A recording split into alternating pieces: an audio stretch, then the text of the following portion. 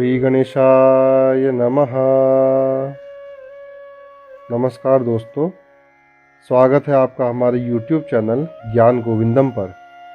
आज मैं आप सभी के सामने बरूथनी एकादशी व्रत की कथा प्रस्तुत करने जा रहा हूँ। तो इस कथा का श्रवण कीजिए और प्रभु श्री नारायण भगवान के आशीर्वाद का लाभ उठाइए। बैसाख कृष्ण पक्ष बरूथनी एकादशी। धर्मराज युधिष्ठिर बोले, हे भगवान, आपने मुझे चैत्र शुक्ल पक्ष की एकादशी कामदा एकादशी की कथा सुनाई, तो हे भगवान, बैसाख माह के कृष्ण पक्ष की एकादशी का नाम और उसकी विधि क्या है? कृपया करके इसे भी मुझे बताने की कृपा करें और इस व्रत को करने से कौन से फलों की प्राप्ति होती है, कृपया पूर्वक कहिए। श्री कृष्ण भगवान बोले, हे राजन, वैसाख माह के कृष्ण पक्ष की एकादशी का नाम बरूथिनी एकादशी है। यह सौभाग्य को देने वाली है। इसके व्रत से मनुष्य के समस्त पाप नष्ट हो जाते हैं और अंत में सुख मिलता है।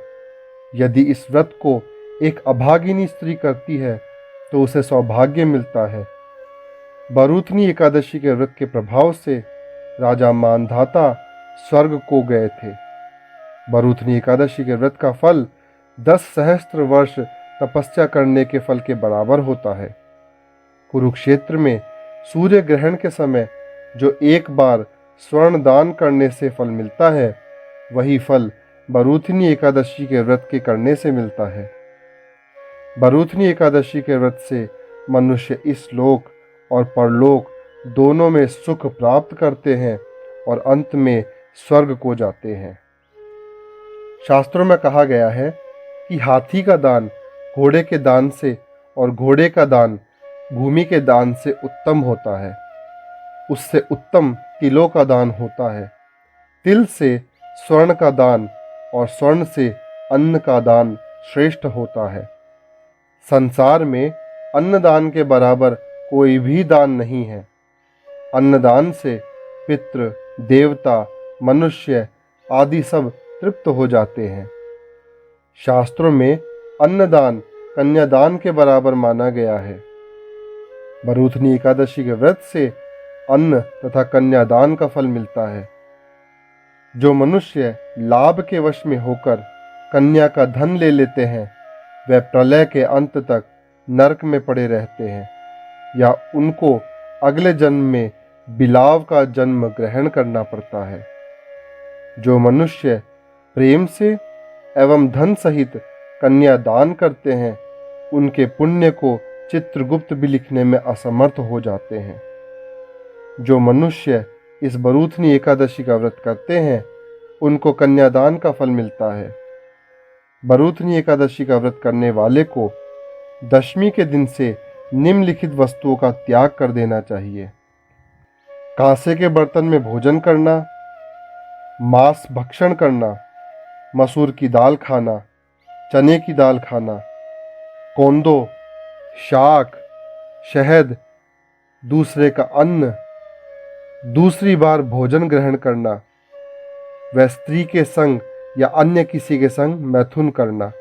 इन 10 चीजों को एकादशी से एक दिन पहले दशमी के दिन त्याग देना चाहिए। उस दिन जुआ नहीं खेलना चाहिए तथा शयन नहीं करना चाहिए। उस दिन पान खाना, दातुन करना, दूसरों की निंदा करना तथा चुगली करना और पापियों के साथ बातचीत भी नहीं करनी चाहिए। उस दिन क्रोध, मिथ्या भाषण का त्याग कर देना चाहिए। इस व्रत में नमक, तेल और अन्न वर्जित है। हे राजन, जो मनुष्य इस एकादशी को विधिवत करते हैं, उनको स्वर्ग लोक की प्राप्ति होती है। इस व्रत के महात्म्य को पढ़ने से 1 सहस्त्र गौदान का फल प्राप्त होता है। इसका फल गंगा के स्नान करने से भी अधिक होता है। कथा का सार। संयम सौभाग्य का आधार है। हर प्रकार संयम रखने से प्राणी के सुख और सौभाग्य में वृद्धि होती है। यदि व्यक्ति में संयम नहीं है तो उसके द्वारा किए गए तप, त्याग, भक्ति व पूजा आदि सब प्रभावहीन हो जाते हैं। उम्मीद है आज की कथा का श्रवण करके आपको आनंद की अनुभूति हुई होगी। प्रभु श्री नारायण एकादशी के दिन आप सभी का कल्याण करे और आप सभी की सभी मनोकामनाएं पूर्ण करे। ओम नमो भगवते वासुदेवाय।